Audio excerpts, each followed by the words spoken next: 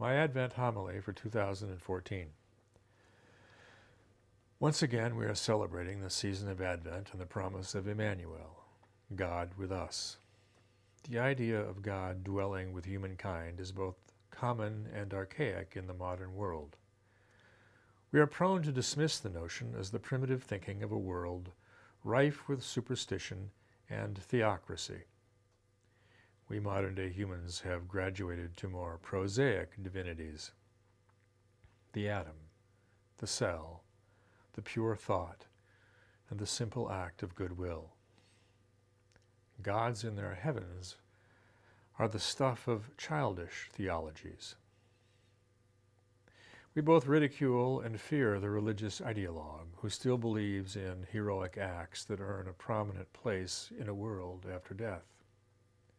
Our world is immediate and material.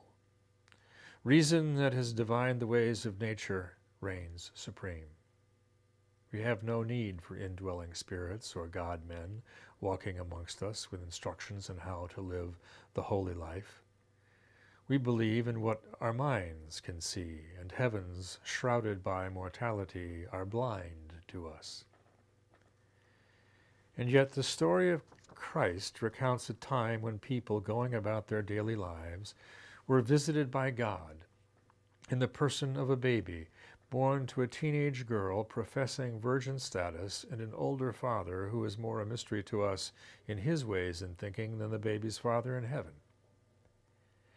We are asked to believe that the King of the Jews slaughtered innocent children in a futile attempt to eliminate a future rival for his earthly throne, when no such rivalry was ever intended by God or the Son of Man. We are told that men wise to the ways of the holy traveled under the direction of the night's light to a manger in Bethlehem to honor and mark the newborn child as the Son of God. Are these events real, or the imaginings of a theologate intent on divinizing Jesus of Nazareth? If God walked with us then, why doesn't he walk with us now? The power of institutionalization is no less formidable than the power of novelty. We mortals are quick to concretize that which surprises us and threatens to destabilize us. So why should the life of Jesus be any different?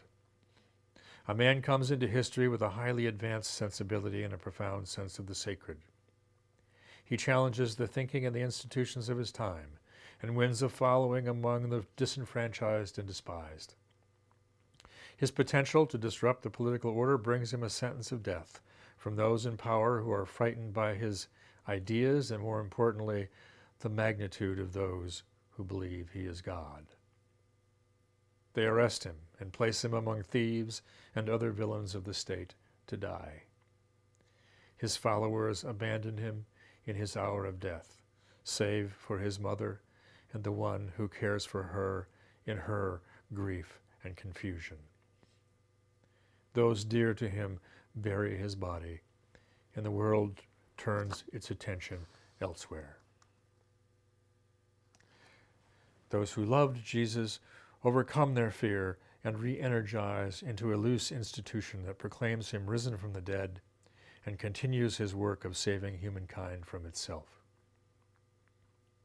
Various members of Jesus' inner circle organize converts under their leadership. Even one, Saul of Tarsus, who once persecuted Jesus and his followers, is swept up in the ascendant Lord and begins a relentless witness to his divinity until his own martyrdom at the hands of the state.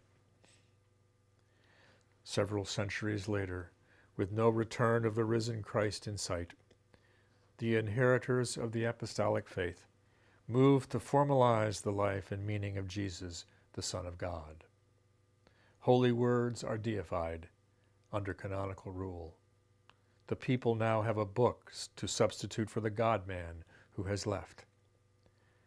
The book constrains the spirit the God-man left behind.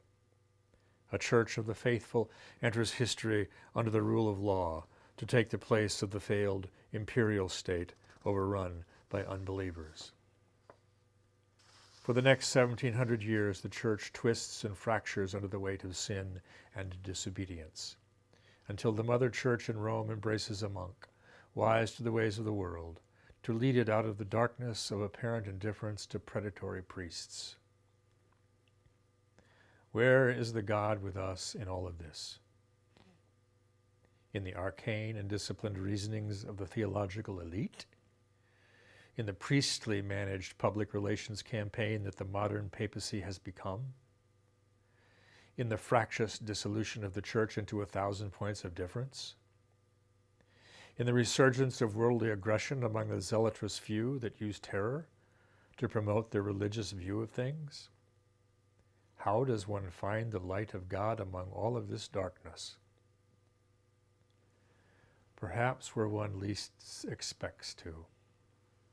In a baby, wrapped in rags, bedded in straw, and surrounded by animals in a barn.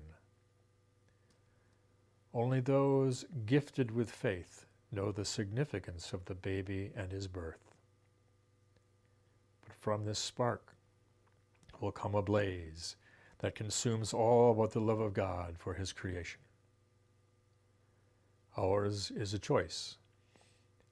Accept the improbable account of God with us in a barn and open our lives to the light of Christ, or continue with the absurdity of the darkness.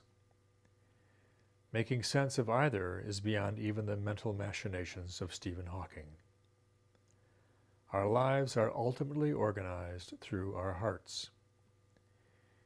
We either say yes to the love of God and turn to our neighbors to give it away, or we hide and hoard our life in the deluded hope that we can escape our fate. Like Mary, Joseph, and the holy men in the barn, we are called to yield to the gift of faith, and in so doing, live Emmanuel, today, tomorrow, and forever.